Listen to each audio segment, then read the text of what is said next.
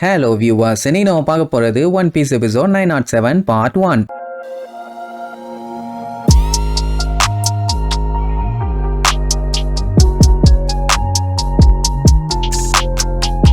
இது ஆக்சுவலா land of ஆனோ கதை இல்ல, அப்படியே லைட்டா கொஞ்சம் மாத்தி டிஃபரெண்டா சூப்பரா ஆட ஃபில்லர் எபிசோடுங்க. நம்ம லூஃபி பாத்தீங்கன்னா ஒரு சின்ன கப்பல்ல அவன் மட்டும் தன்னந்தனியா யாருமே இல்லாம நல்லா தூங்கி எந்திரிப்பான். அந்த டைம் மேல பறந்துகிட்டு இருக்க ஒரு பாண்டா மாதிரி இருக்கிற ஒரு பறவைய எவனோ ஒருத்தன் சுற்றுவான். லூஃபி என்ன சத்தம் இதுன்னு சுத்தி முத்தி பாத்துக்கிட்டு இருக்கும் போது அந்த பறவை என்ன பண்ணும், நேரா நம்ம லூஃபியோட கப்பல்ல வந்து போத்துன்னு விழுவும். ஆல்ரெடி அவனே சின்ன கப்பல் வச்சிருக்கான், அதுல வந்து விழுந்தா என்ன ஆகும், பெரிய ஓட்டை. லூஃபிக்கு இது என்ன பறவைன்னே தெரியல, ஆனா என்ன பண்ணிடுவான், அந்த பறவை போட்ட ஓட்டைய அந்த பறவையை உட்கார வச்சு அடைச்சிருவான். வேற வழி இல்ல, தண்ணி மட்டும் உள்ள வந்து சின்ன கப்பல்ல பொசுக்குன்னு மூழ்கிரும். அப்புறம் பையன் ஸ்பாட்லயே காலி. அதனால அசையாம உட்கார சொல்லுவான். அந்த டைம் தான் அதுக்கு குண்டடிப்பட்டதையும் நோட் பண்ணுவான். அப்ப ஏதோ ஒரு பொண்ணு பலூனு கத்துது. உடனே கண்ணை வச்சு அந்த பொண்ணை மிரட்டிட்டு இருக்கானுங்க. அவ கத்தன உடனே இந்த பறவையும் பேன்னு கத்துது. ஆட சைலண்டா மூதேவின்னு சொல்லிட்டு இருக்கும் போதே ஒரு பெரிய கப்பல் அங்க ஒண்ணு வரும். கொஞ்சம் விட்டுருந்தா லூஃபியா கவுத்தி இருப்பானுங்க, ஜஸ்ட் மிஸ். அங்கதான் ஒரு 2 பேர் அந்த பொண்ணை புடிச்சு வச்சிருக்கானுங்க. அந்த பொண்ணோட பேரு ஆன், அந்த பறவையோட பேரு பலூனு. அவ இந்த பேர்டை எப்படியாச்சும் இங்க இருந்து தப்பிச்சு போக சொல்லுவா.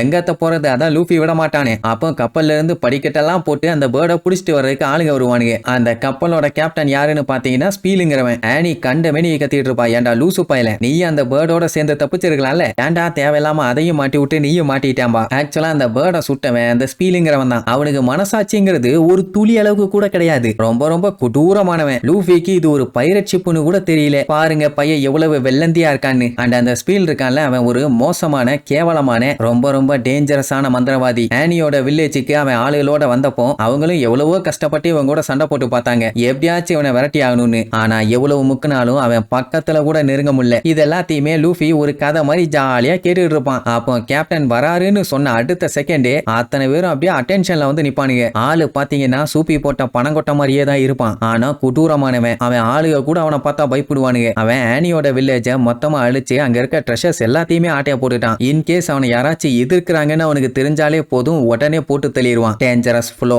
அவனுக்கு இந்த பெரிய சைஸ் பேர்டை பிடிச்சதுல செம ஹாப்பி. நம்ம லூஃபி தானே ஹெல்ப் பண்ணியிருக்கான், அதனால அவனை கூப்பிட்டு உனக்கு என்ன வேணுமோ கேளும்பா. நம்ம பையன் அப்படியே குருன்னு பாப்பான். என்னடா ராசா என்ன லுக்கூர்ற, உனக்கு என்ன வேணும்னு சொல்லி நான் எது வேணாலும் தர்றேன்பா. அவன் ஏதாச்சும் திங்கவோ தங்கவோ கேட்பான்னு பார்த்தா, ஆமா உங்க மண்டைய இம்புட்டு கேவலமா இருக்குதுமா. அங்க இருக்க அத்தனை பேருமே வாய் கிளியிற அளவுக்கு ஓபன் பண்ணுவானுங்க. ஏன்னா இப்பெல்லாம் பேசினா அவன் கொன்னே ஓடுவான். சரி என்னத்தான் அப்படி லூஃபி பார்த்தான்னு பார்த்தா கலர் கலரா கொண்டைய போட்டு வச்சிருப்பான். அதனாலதான் இவன் பேரே 6 ஹார்ன் ஸ்பீல். அங்க ஆனி கத்திட்டு இருப்பான். அட கூறுகட்ட குரங்கு பையில, இவ்வளவு நேரம் அவனை பத்தி உங்ககிட்ட கதையா சொல்லியிருக்கேன், அவங்கிட்ட போய் இப்படி எல்லாம் பேசிட்டு இருக்கேன்னு ஒண்ணு. ஆட தெரியுதுமா, ஆனா அவன் மண்டைய பாரு செம காமெடியா இருக்குன்னு சொல்லி விழுந்து சிரிப்பானா. அவன் உச்சக்கட்ட கடுப்பாயி இந்த கிறுக்கு பையிலையும் கொண்டு போய் அடைச்சு வைங்க நீருவான். சோ 2 பேர்த்தையுமே ஒரே ஜெயில போட்டு அடைச்சிருவானுங்க. ஆனா லூஃபி அதை பத்தி எல்லாம் கொஞ்சம் கூட கவலையே படாம சாலியா ஏதோ கப்பலுக்கு ட்ரிப்பு போற மாதிரி வெளியில வேடிக்கை பார்த்து வாவ் பெரிய கப்பல்ல போனா செம சூப்பரா இருக்குதுன்னு என்ஜாய் பண்ணிட்டு இருப்பான். ஆனிக்கு வர கோவத்துக்கு அவனை கொன்னே போடுவா போல அவ்வளவு கடுப்புல இருப்பான். ஆனா அவன் ஆமா அந்த கரடி உன்னோட தான் கேட்பான். எது அந்த பேர்டை பார்த்துட்டு. ஆக்சுவலா அது ரூக்குன்னு சொல்லப்படுற ஒரு மான்ஸ்டர் பேர்டு. இவ அதுக்கு பேரு பலூன்னு வச்சிருக்கான். ஏன்னா சின்ன வயசுல இருந்தே அவங்க 2 பேரும் ஒன்னா தான் வளர்ந்து வந்தாங்க.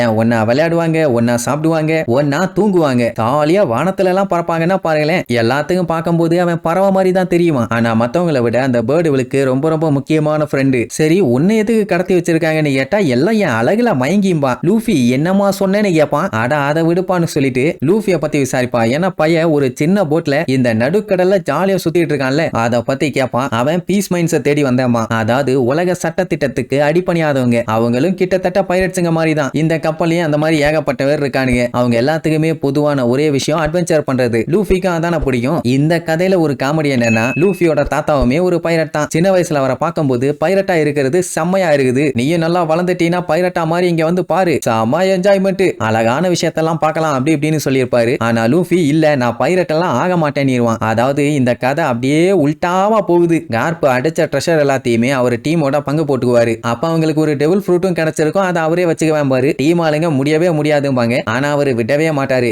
ஏன்னா வரும்போது நடந்த சண்டையில இவர் மட்டும் இறங்கி சண்டை போடலன்னா இந்நேரத்துக்கு எல்லா ட்ரெஷருமே பறி போயிருக்கும். அதனால இந்த டைம் இது மட்டும் நான் எடுத்துக்கிறேன், மத்த எல்லாத்தையும் எல்லாத்தையுமே நீங்களே எடுத்துக்கங்கன்னு கொடுத்துட்டு லூஃபியை கூப்பிட்டு அந்த பழத்தை காமிச்சு அது என்ன ஏதுன்னு சொல்லுவாரு. இது ஒரு மாயாஜாலமான கம்கம் ஃப்ரூட். வழிப்பறி பண்ண ஒரு கப்பல் வந்துச்சு, அவனுகிட்ட இருந்து அடிச்சு துவம்சம் பண்ணி இதை புடிங்கிட்டு வந்தேன்னு அவர் அங்க கதை சொல்லிட்டு இருப்பாரு. நம்ம பையன் அதெல்லாம் கண்டுக்காம அந்த பழம் நல்லா இருக்கும் போலேன்னு சொல்லி அவன் பாட்டு கடிச்சு திங்க ஆரம்பிச்சிருவான். டெவில் ஃப்ரூட்டை தான் ஒரு கடி கடிச்சிட்டாலே முடிஞ்சு போச்சே, அந்த பவர் அவங்களுக்கு வந்துருமே. 5 மில்லியன் பெரிஸ்க்கு இதை வித்தலான்னு பிளான் பண்ணாரு. ஆனா நம்ம பையன் இதை தின்னு பார்த்துட்டு நல்லா இல்லன்னு சொல்லிட்டான். அட வீணா போன வெட்டி பையில இதை குறைஞ்சது 5 பில்லியனுக்கு வித்திருப்பான்டா, அதை தின்னுட்டு நல்லா இல்லங்கிற. இது ஒண்ணு சாதாரண பழம் இல்ல, ஆபத்தான பழம். இதை சாப்பிட்டீங்கன்னா அதுக்கப்புறம் உன்னால கடல்ல ஸ்விம் பண்ணவே முடியாது பாரு. லூஃபி அதை கேட்டுட்டு பயங்கரமா ஷாக் ஆவான். என்னையா சொல்ற, என்ன சொல்ற அப்படின்னா இனிமேட்டு நான் ஸ்விம் பண்ண முடியாதா ஐயோன்னு சொல்லி ஃபர்ஸ்ட் பதறுவான். ஆனா அதுக்கப்புறம் பரவாயில்லம்பா, ஏன்னா இவன் தான் பைரட்டே ஆக போறது இல்லையே. அவங்க தாத்தாவுமே ஆமாப்பா நீ பைரட் ஆனாதான் பெரிய பஞ்சாயத்தே, உன்ன மாதிரியும் ஏகப்பட்ட பீப்புள்ஸ் இருக்காங்கன்னு அவர் சந்தோஷமா சொல்லிட்டு இருக்கும் போது பைய திடீர்னு காட்டுத்தனமா அழ ஆரம்பிச்சிருவான். என்னன்னா அவன் பொய் சொன்னானாமா, அவனுக்குமே அவன் தாத்தா மாதிரி ஒரு பைரட் ஆகி இந்த உலகத்தெல்லாம் சுத்தி பார்க்கணும்னு ஆசை.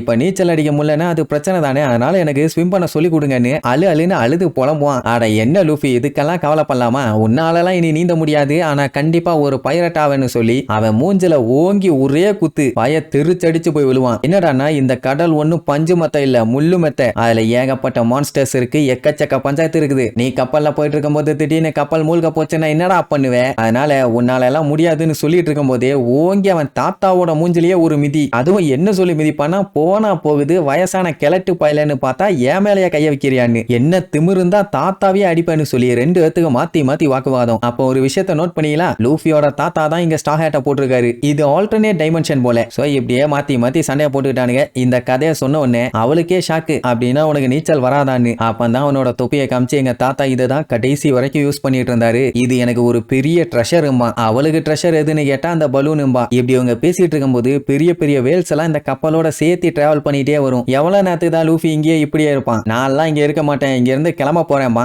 எப்படா போவேன் விளக்கன்னு வட்ட வண்டியா திட்டுவா. ஏன்னா நம்ம பையகிட்ட தான் கப்பல்லையே, ஆனா அவ அதை மீன் பண்ணி சொல்லல, இவங்கள தான் அடைச்சு வச்சிருக்காங்க இல்லையா, அதனால சில்லறத்தனமா சின்ன புள்ளத்தனமா பேசி வெறுப்பேத்திட்டு இருக்காதுன்னு உட்காந்து புலம்பிட்டு இருக்கும் போதே லூஃபி டோரை ஓபன் பண்ணிட்டு வெளியில போயிடுவான். அவளுக்கு என்ன ஷாக்கு, எப்படா வெளியில வந்தேன்னு. அவன் அங்க இருக்க கீயை வச்சு ஓபன் பண்ணிட்டாமானா அது எப்படா எடுத்தேன்னு கேட்டவனே செஞ்சு காமிப்பான். அவ பார்த்துட்டு அசந்துருவா. இதே மாதிரி அவளோட பலூனை காப்பாத்தவும் ஹெல்ப் பண்ணுன்னு சொல்லி கேட்பான். ஆனா பயலுக்கு அவனோட போட்டை ரெடி பண்ணி இங்க இருந்து எஸ்கேப் ஆனுமே, அதனால என்னால எல்லாம் முடியாதுன்ட்டு அவன் பாட்டே கிளம்பிடுவான். எக்கேடோ கெட்டு தொலை நானே போய் காப்பாத்திக்கிறேன்னு நைஸா போய் பலூனை அடைச்சு வச்சிருக்காங்களே ஒரு கூண்டு, அதோட பூட்டை சைஸா கழட்ட ட்ரை பண்ணுவான். அவன் நல்ல நேரம் அந்த நேரம்னு பார்த்து எல்லாருமே நல்லா கொரட்டை விட்டு தூங்கிட்டு இருக்கானுங்க. ஆனா அந்த ஸ்பீல் பாத்துருவான். உடனே ஒரு கத்தியை தூக்கி போட்டு நீ பண்ண தப்புக்கு உனக்கு ஒரு தண்டனைன்னு சொல்லி அந்த கத்தி எடுத்து இங்க இருக்க ஆளு கூட சண்டை போட சொல்லுவான். அதுவும் 1-on-1 சண்டை தான். அதுல மட்டும் இவன் ஜெயிச்சிட்டானா அந்த பேர்டை கூப்பிட்டுக்கிட்டு இங்க இருந்து அவன் கிளம்பிடலாம். இது எப்படி நம்புறதுன்னு கேட்டா நான் சொன்ன வாக்க காப்பாத்துவேன்பா. இங்க நம்ம லூஃபி எப்படி வெறுங்கையோட போவான், அதனால அங்க கிடைச்ச சாப்பாடை பூரா அள்ளிக்கிட்டு போவான். அப்ப அங்க ஒரு போட்டு வேற இருக்குமா,